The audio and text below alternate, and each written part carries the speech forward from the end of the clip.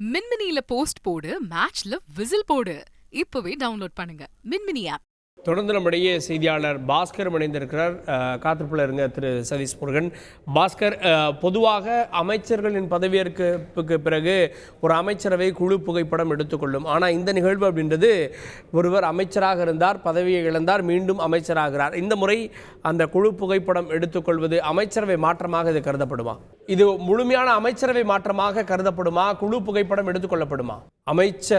அமைச்சராக பொன்முடி அவர்கள் பதவியேற்க இருக்கிறார். இதற்கு முன்னதாக சென்னை உயர்நீதிமன்ற தீர்ப்பின் போது தன்னுடைய அமைச்சர் பதவியையும் சட்டமன்ற உறுப்பினர் பதவியையும் அவர் இழந்தார். அதன் பிறகு அவர் உச்சநீதிமன்றம் சென்று வழக்கில் தீர்ப்பே நிறுத்தி வைக்கப்பட்ட பிறகு மீண்டும் அதனை சட்டமன்ற உறுப்பினரானார். அதன் பிறகு அமைச்சராக பதவியேற்கக்கூடிய வாய்ப்பு சட்ட போராட்டத்தின் மூலமாக அவருக்கு கிடைத்திருக்கிறது. செய்தியாளர் பாஸ்கர் இணைகிறார். பாஸ்கர், இப்போ ஒரு அமைச்சர் தான் பதவி பிரமாணம் எடுத்துக்கொள்கிறார். இதை ஒரு அமைச்சரவை மாற்றமாக எடுத்துக்கொள்ள முடியுமா?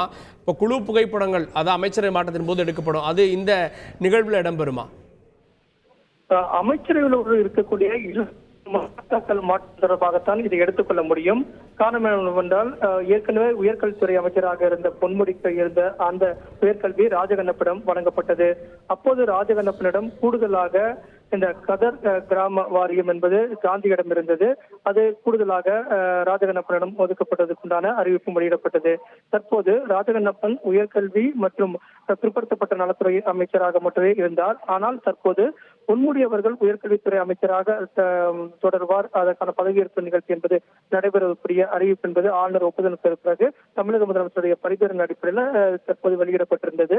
அதிகாரப்பூர்வமாக பதவியேற்பு நிகழ்ச்சி 3:30 மணி அளவில் நடைபெறக்கூடிய நிலையில ராஜகண்ணப்பனுக்கு கூடுதலாக கதர் கிராம தொழில் வாரியம் என்பது கூடுதலாக ஒதுக்கீடு செய்யப்படுவதற்குண்டான தமிழக முதலமைச்சருடைய பரிந்துரையை ஏற்று தற்போது ஒதுக்கப்படுகிறது. இதன் காரணமாக பிற்படுத்தப்பட்டோர் நலத்துறையும் அதே நேரத்தில் கதர் மற்றும் கிராம தொழில் வாரியம் என்பது அமைச்சர் காந்தியிடமிருந்து ராஜகண்ணப்பனுக்கு வழங்கப்படுவதற்குண்டான அதிகாரப்பூர்வமான அறிவிப்பும் வெளியிடப்பட்டிருக்கிறது. ஆனால் பதவியேற்பு நிகழ்ச்சி என்பது பதவி பிரமாணம் என்பது பொன்முடிக்கு மட்டும் நடைபெறுவதன் காரணமாக குழு புகைப்படமோ அனைத்து அமைச்சர்களுடைய குழு புகைப்படமோ இதெல்லாம் எடுப்பதற்குண்டான வாய்ப்புகள் இல்லை.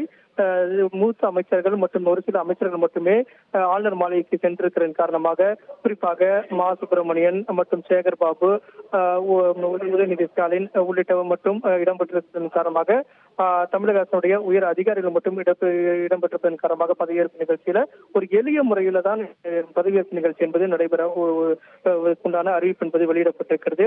தேர்தல் நடத்தை விதிமுறைகள் அமலில் இருந்தாலும் பல்வேறு அமைச்சர்களும் பல்வேறு தேர்தல் பணிகளில் ஈடுபட்டு வரக்கூடிய நிலையில அவர்களுக்கு ஒதுக்கப்பட்ட மாவட்டங்கள்ல பணியில் ஈடுபடுவதன் காரணமாக திடீரென தான் ஆளுநர் அவர்கள் பதவியேற்பு நிகழ்ச்சிக்கான அழைப்பு என்பது திடீரென அறிவிக்கப்பட்டது. அதன் காரணமாக அனைத்து அமைச்சர்களும் சென்னையில் முகாமிட்டு இல்லை.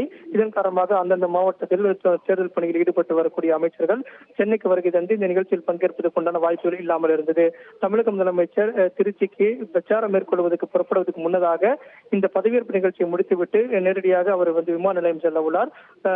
கல்வித்துறை அமைச்சர் பொன்முடி அவர்கள் பதவி பிரமாணம் முடிந்த பிறகு அவரும் வழி அனுப்புவதற்காக விமான நிலையம் செல்ல உள்ளார்.